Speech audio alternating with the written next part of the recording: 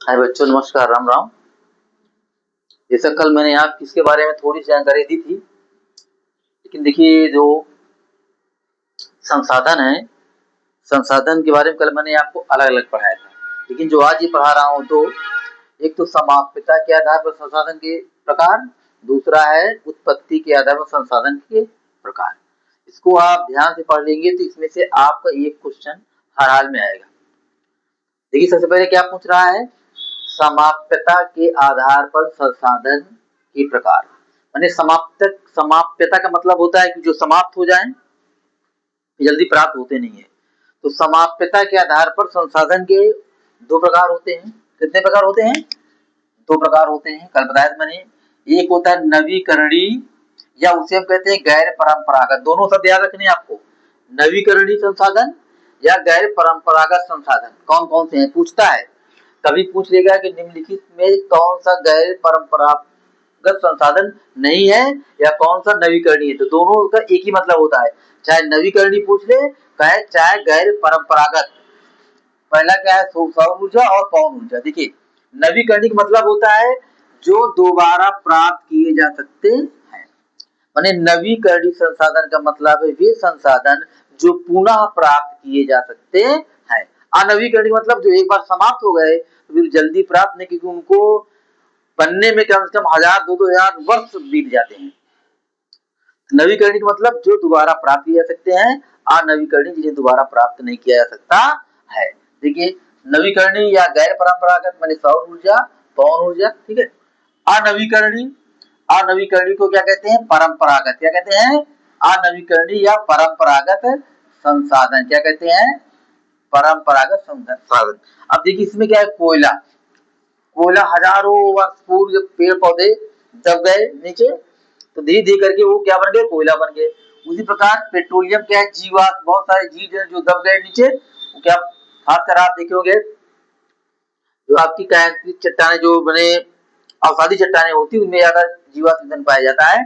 Petroleum को हम क्या कहते हैं, जीवाश्म ईंधन। क्या कहते हैं, जीवाश्म ईंधन। तो कोयला, पेट्रोलियम और खनिज पदार्थ होते हैं जितने भी, ये सब क्या होते हैं, ये अनवीकरणीय। क्या होते हैं, अनवीकरणीय या परंपरागत संसाधन होते हैं। तो कहने का मतलब समाप्यता के आधार पर संसाधन दो प्रकार के होते हैं, जिसे हम कहते हैं नवीकरणीय या गैर परंपरागत संसाधन। सौर ऊर्जा, पवन ऊर्जा, ज्वारीय ऊर्जा, ये सब क्या होते हैं, इन्हें पुनः प्राप्त किया जा सकता है। लेकिन जो अनवीकरणीय या परंपरागत संसाधन जो हैं, उन्हें दोबारा प्राप्त नहीं किया जा सकता है। चाहे कोयला हो, चाहे पेट्रोलियम हो, इनको बनने में या इनको निर्मित होने में हजारों वर्षों का समय गुजर जाता है। इसमें से प्रश्न निश्चित आपका आएगा, या यदि दे कभी कभी क्या करता है, 3 दे देगा अनवीकरणीय के, 1 दे देगा नवीकरणीय के, और पूछ लेगा निम्न में से कौन सा नवीकरणीय संसाधन है। इसे ध्यान देना, नवीकरणीय या गैर परंपरागत मतलब एक होता है, अनवीकरणीय या परंपरागत का मतलब एक होता है। अब दूसरा देखो क्या है, उत्पत्ति के आधार पर। कल बताया तो उत्पत्ति के आधार पर संसाधन दो प्रकार के होते हैं, जैव संसाधन, दूसरा अजैव संसाधन। जैव संसाधन मतलब जिसमें जीवन पाया जाता है, अर्थात मनुष्य है, पशु है, वनस्पति है। दूसरा अजैव संसाधन जो निर्जीव होते हैं, पत्थर है, पहाड़ है, खनिज है। मतलब की उत्पत्ति के आधार पर भी संसाधन को दो भागों में बांटा जा सकता है। पहला है जैव संसाधन, दूसरा है अजैव संसाधन।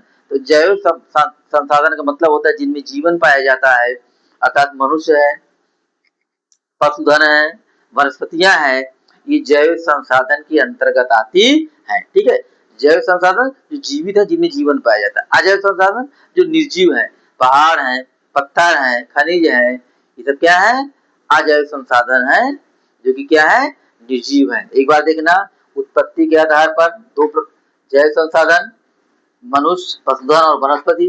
अजैव संसाधन निर्जीव जो होता है, पत्थर है, खनिज है या कोयला, ये सब क्या है, अजैव संसाधन। ये भी पूछता है कभी कभी कौन सा जैव संसाधन है और कौन सा जैव संसाधन नहीं है। तो ये दोनों चीजें आपको एकदम क्लियर याद रखना है कि समाप्यता के आधार पर संसाधन के प्रकार और उत्पत्ति के आधार पर संसाधन के प्रकार, इसमें से एक प्रश्न तो आपका आना ही आना है।